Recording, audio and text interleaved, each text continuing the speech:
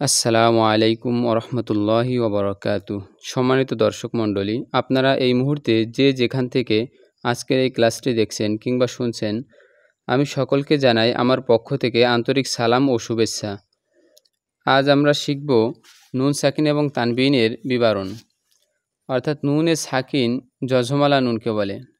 নুনের উপরে আমরা এই যে চিহ্নটা দেখতেছি এটাকে বলা হয় সাকিন বা জজম। এই যে ছোট যে চিহ্নটা দেখতেছি এটাকে বলা হয় সাকিন বা জজম। তো নুনে সাকিন জজমালা নুনকে বলে। তানবিন কাকে বলে? তানবিন দুই জবর দুই জের দুই পেশকে বলে, অর্থাৎ দুই জবর দুই জের দুই পেশকে কি বলে? তানবিন বলে। দেখেন এখানে যে হামজার উপরে দুই জবর আছে, হামজার নিচে দুই জের আছে, আর হামজার উপরে দুই পেশ আছে। তো দুই জবর দুই জের দুই পেশকে তানবিন বলে।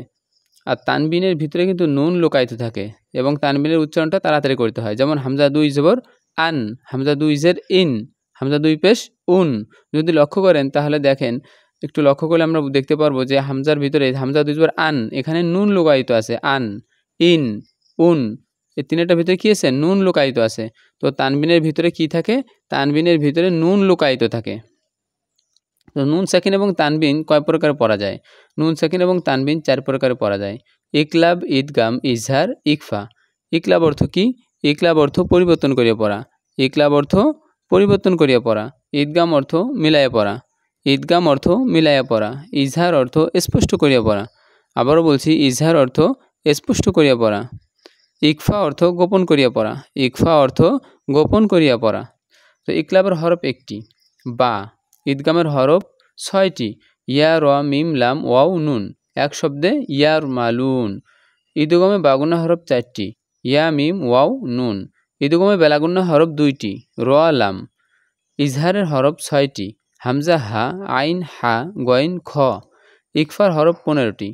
দেখেন এখানে মিলে পড়ার জন্য সুন্দর একটা নিয়ম আছে। যেমন তাও, সাও, জিমো, দালো, দালো, ঝা, সিনো, সিনো, শত, দত, তও, জ, ফাও, কফো, কাফ। এভাবে আপনি মিলা পড়তে পারেন মনে রাখার জন্য। অথবা তা, সা, জিম, দাল, দাল, ঝা, সিন, শিন, স, দ, ত, জ, ফা, কফ, কাফ। এভাবে পড়তে পারেন। ইকলাব। তো ইকলাব কাকে বলে? নুনে সাকিন বা তানবিনের বামে ইকলাবের হরফ বা আসিলে ওই নুনে সাকিন বা তানবিনকে গুন্নার সহিত মিম পড়িতে হয়। যথা দেখেন এখানে আছে মিম বাদি আলিমুম বিমা। তো এখানে বলছে, কায়দায় বলছে নিয়ম অনুযায়ী যে নুন সাকিন এবং তানবিনের বামে। তো নুন সাকিন, এখানে নুন সাকিন আমরা পাইছি, নুন সাকিনের বামে ইকলাবের হরফ বা যদি আসে, তো ইকলাবের হরফ বাও পেয়েছি। তো নুন সাকিনের পরে, নুন সাকিন এবং তানবিনের পরে ইকলাবের হরফ যদি বা আসে, তো নুন সাকিনের পরে ইকলাবের হরফ বা আসছে, তাহলে ওই নুনে সাকিন বা তানবিনকে আমরা গুন্নার সহিত মিম পড়ব। এই জন্য এখানে দেখুন ওই যে ছোট্ট একটা মিম আনা হয়েছে, এই জন্য আমরা এখানে পড়ব মিম বাদি, মিম বাদি আলিমুম বিমা। এখানে দেখেন আলিমুম, এখানে তানবিনের পরে কি আসছে? বা আসছে। প্রথমটা নুন সাকিনের পরে আসছে, দ্বিতীয়টায় তানবিনের পরে আসছে। তো তানবিনের পরে ইকলাবের হরফ বা আসছে, এই জন্য আমরা এখানে ছোট্ট একটা মিম আনছি। ওই দেখুন যে বার পর ছোট্ট একটা মিম আছে, এই মিম দ্বারা পরিবর্তন করছি। তো আলিমুম বিমা এভাবে পড়ব, আলিমুম বিমা। ঈদগমে বাগুন্না। ঈদগমে বাগুন্না কাকে বলে? নুনে সাকিন বা তানবিনের বামে ঈদগমে বাগুন্নার কোনো হরফ আসিলে, অর্থাৎ ঈদগমে বাগুন্না হরফ আমরা জানি যে ঈদগমে বাগুন্না হরফ কয়টি? চারটি, ইয়া, মিম, ওয়াও, নুন। তো এই ঈদগমে বাগুন্নার কোনো হরফ আসলে ওই হরফকে তাসদিদ দিয়া গুন্নার সহিত পড়তে হয়।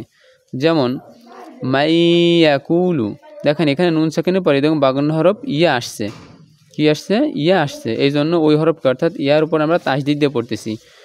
মাইয়াকুলু, মাইয়াকুলু সানাতাইয়াতিহুন। এই সানাতাই, এখানে তানবিনের পরে এরকম বাগান্ন হরফ ইয়া আসছে, এই জন্য আমরা ইয়ার উপর তাসদিদ দিয়ে পড়তেছি, সানাতাইয়াতিহুন। ঈদগমে বেলাগুন্না। ঈদগমে বেলাগুন্না অর্থ কি? অর্থাৎ গুন্না ছাড়া স্পষ্ট করিয়া পড়া। নুন সাকিন এবং তানবিনের বামে ঈদগমে বেলাগুন্নার কোনো হরফ আসিলে ওই হরফকে তাসদিদ দিয়া গুন্না ছাড়া পড়িতে হয়। দেখেন এখানে নুন সাকিনের পরে ঈদগম বেলাগুন্না হরফ কি আসছে? র আসছে। এই জন্য আমরা ওই হরফকে, অর্থাৎ ওই যে হরফটা আসছে ওই হরফকে তাসদিদ দিয়ে, অর্থাৎ রয়ের উপর তাসদিদ দিয়ে আমরা পড়তেছি।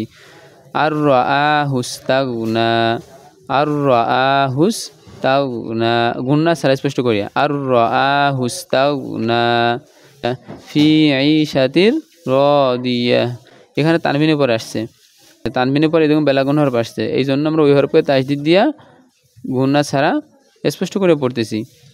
ফি ঈশাতির রাদিয়া। ইজহার, ইজহার কাকে বলে? নুনে সাকিন বা তানবিনের বামে ইজহারের হরফ আসিলে ওই নুনে সাকিন বা তানবিনকে গুন্না ছাড়া স্পষ্ট করিয়া পড়িতে হয়। তো আমরা জানি ইজহার অর্থ স্পষ্ট করিয়া পড়া। আর ইজহারের হরফ কয়টি? 6টি।